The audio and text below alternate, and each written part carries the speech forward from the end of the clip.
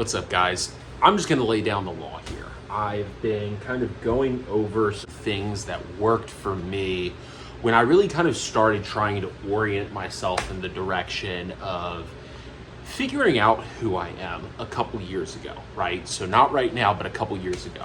And hang tight, I gotta kind of find what I'm looking for, but this is gonna be kind of important, and I promise that there's kind of like a rationale behind this. But essentially, when I first started a couple years ago, I moved back home after failing to get like the job that I wanted in DC.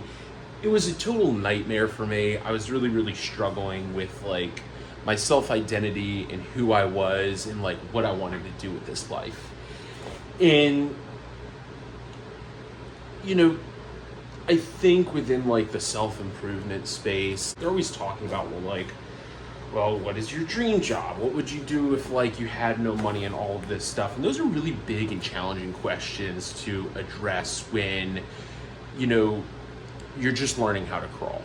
And by that I mean like, to use the sort of like metaphor, like you have to learn to crawl before you can walk. Like before you can figure out what you want to do with your life on a mass scale or on a larger scale, you need to like atomize things down, right?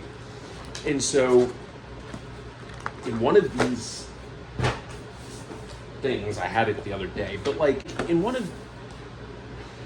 trying to think about like the best way to word this, but I knew that going down this journey of figuring out what I wanted to do with my life, who I wanted to become, I needed to think smaller and not larger, right? You have to start with the smaller building blocks, and then you can kind of scale things up to kind of bigger and better things. Here it is. And what I mean by that is you can't pursue a career or something you want to do if you don't know who you are. And sometimes those things go hand in hand, but even more so, you're going to have a hard time understanding who you are if you don't know what you stand for, if that makes sense. And I'll kind of explain in a second. So I had these questions that I was asking myself, like, who am I? What do I stand for? Like, what do I want out of this life?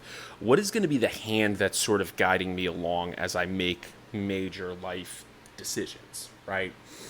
And so at 10 p.m., like August 30th, 2022, I tore out a page of a composition book that I bought with the last $15 that I had in a pack of pens. And I drafted up what I call my moral code. My reason for doing so is I personally have a really hard time figuring out who I am if I don't know what I stand for. And over the last 10 or so years, I think that to appease other people, I've kind of told myself many narratives that don't really appeal to me or aren't valid to who I am or what I want to be as a person. And so I just didn't know who I am, right?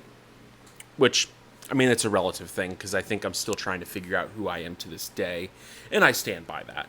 There are things that I hold true to who I am as a person, and I want to believe and act out every day of my life. But it's what I aspire to be and what I aspire to do. And I try and couple this in with my manifestations that I kind of, try to do every day, especially when I'm kind of getting down to a bad place.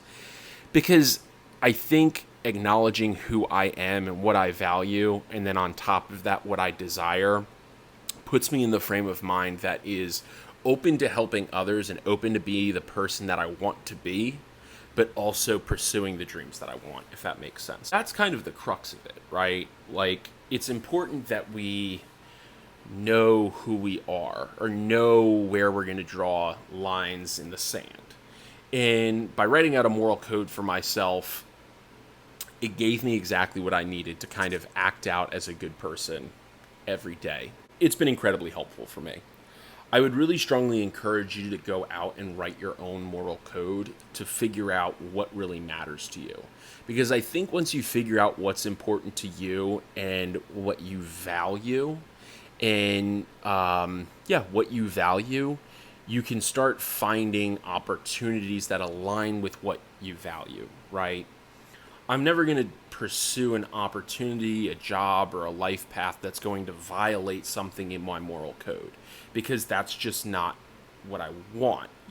That's just, it's not who I am. And so once you kind of figure out who you are from a moral standpoint, you can kind of build on grander designs of things.